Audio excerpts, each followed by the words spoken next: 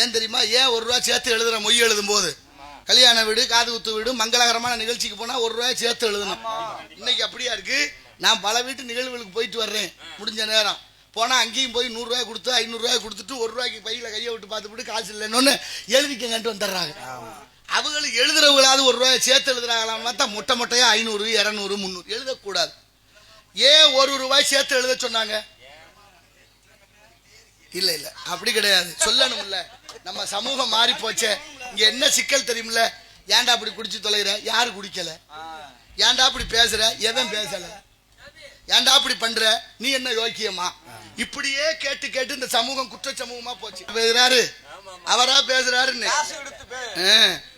வீரன் யாருக்கு பேரு எங்கே வச்சிருக்காங்க? பிள்ளைகளுக்கெல்லாம் கொடுமை. சரி, இதை விடுங்க. நம்ம கிணத்துக்கு பெரிய இடத்து பொல்லாப்பு, அரமணை கோழி முட்டை அம்மிக்கெல்லாம் உடைக்கும். அதனால ₹1 சேர்த்து எழுதிய சமூகம் நம்ம சமூகம். ₹100 எழுதுறது எங்க எழுதுன்னு தெரியுமா? துக்க காரியங்களுக்கு தான் 100. இதுக்கு மேல அது தொடரக்கூடாது என்று எழுதுவது.